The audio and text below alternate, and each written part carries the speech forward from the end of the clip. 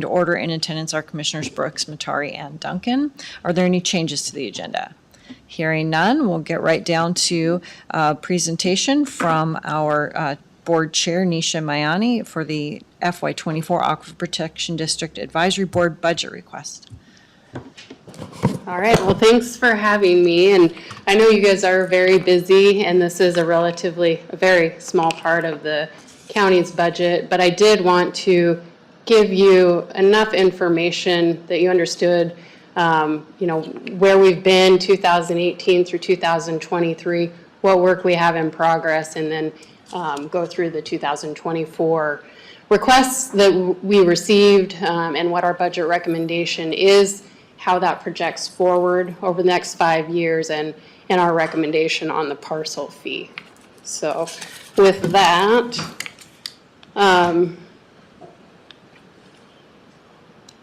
it's not working.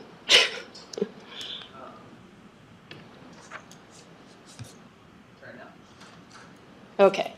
All right, so this table, which Leanna helped me with, is just kind of a view backwards from 2018 to the current 2023 approved budget, just so you have an understanding of what the revenues have been and what the expense totals have been.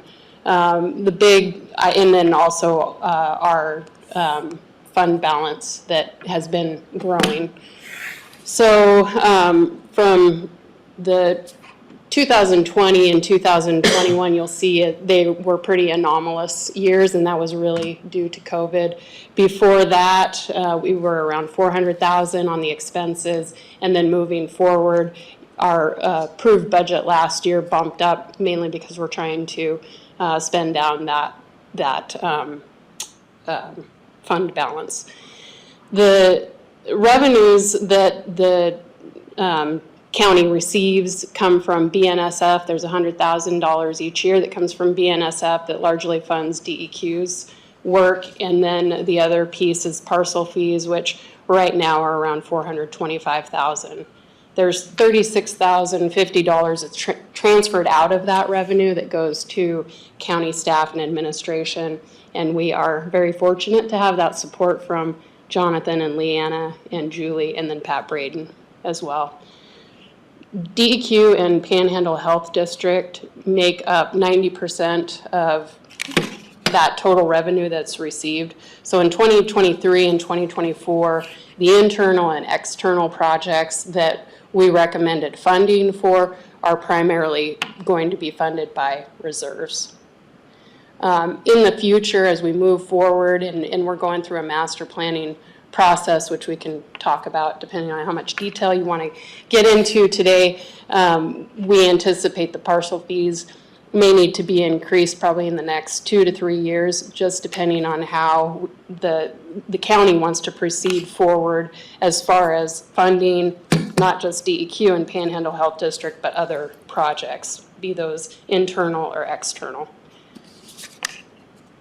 So in 2023, these are for this budget year, this fiscal year that we're in right now, this is just some of the work that's been in progress and what the status is, just so you have a flavor of what we funded last year and what the outcomes of that funding went to. So we got the Aquifer Atlas, that was a major update, and it's almost complete, and printing, I think, is in progress.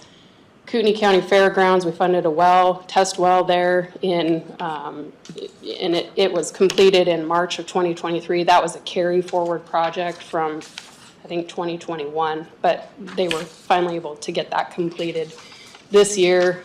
Spokane River Forum, they do a conference and do a waste directory website, and that the forum, the conference for this year actually happened last week, the 26th and 27th. There was 280 participants in that event, and it's education focused. University of Idaho Confluence Project, that is coming up. That's a project for high school students that the high school students participate in. and that is on the calendar for May 23rd of this year. We funded a stream gauge for Hauser. We don't have a report on that. Then Twin Lakes stream gauge, the equipment for that is on hand, and they are waiting to do the installation of that until the water levels come down. City of Rathdrum, we gave money for park signage, and they are in progress on that project planning right now. And then for our internal projects, we put $25,000 towards a master plan, and that is going really well. We should have a draft of that document in May, and our consultant will be reaching out to the commissioners as part of that planning effort. And then the last item there is the sensitive aquifer recharge areas identification. We can talk about that more, just again, depending on how much time you want to spend on that. But that project has kind of carried over for years and years, where we've been focusing on trying to find protection for areas like Hauser Creek, where Hauser Creek runs into the aquifer, and then Rathdrum Creek, there's a similar area for that as well. So that's work surrounding that. So moving forward into the next budget year, the external requests that we received, there was 8 of them, totaling $600,752. The board is recommending funding 7 of those, the total being $559,752. That includes, similar to the measuring device we funded for Twin Lakes, one at City of Spirit Lake for their mill pond. DEQ, of course, the AgriMet program that the county has participated in for many years now. Panhandle Health District, Spokane River Forum, again, in this cycle, they'll continue their waste and recycle directory that's online. And then they've got an H2O breakfast as part of this cycle. Kootenai County Shoshone Soil and Water Conservation District, they have a no-till drill program that they requested funding for, and then the Confluence Project, again, that's the project, or the project for high school students. They participate in and learn about the aquifer as well as surface water in the area. So on the internal side of things, of course, we have the Kootenai County admin support, our education supplies and miscellaneous. Some of our board members participate in the job fairs and Chamber of Commerce events that come up, and so that's what that amount is for. And then the sensitive aquifer recharge areas, we've got several tasks proposed and coming up.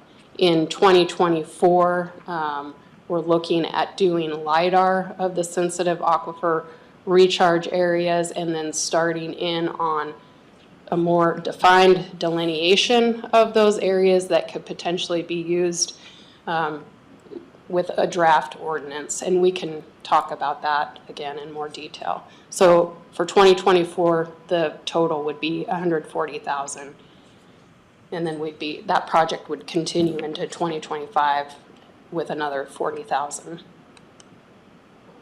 So I know that's going to be hard to read, but you have the handout. So with that, total budgeted revenues for the upcoming year is $500,494. And then with all of those programs listed, projects listed, the expense total is $702,132, which would mean we would be pulling $201,638 out of the fund balance. And this is what I talked about on Tuesday with making sure that fund balance is reasonable so we don't catch the eye of the legislature again. Yeah. And with that, the board has been very focused on trying to get that under control with the master plan effort. I think we're making good headway, and then with kind of a refreshed look at these sensitive aquifer recharge areas, I think we have a good plan for use of those funds.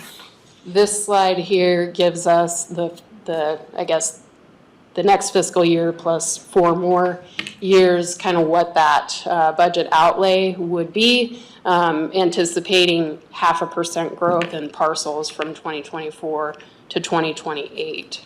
So let's see. So we've got the total revenue here. You can see, and again, this is based on just maintaining the current parcel fee, which is $5.74 per parcel per year. So Over the aquifer only. yes, yep. So no change there in this projection. The expenditures, of course, what we're projecting with the projects we have coming up, we would be, again, operating largely, well, not largely, but we'd be operating into that fund balance for the next few years. But getting that fund balance down to a more appropriate level. So we'd be going from 932,000 is what we expect for the end of this year, taking that down to 246,000. Again, with no change to the parcel fee. We've looked at a recommendation for the reserve. Our recommendation to maintain a reserve is 3 months for our recurring expenditures, and then 10% contingency for special projects.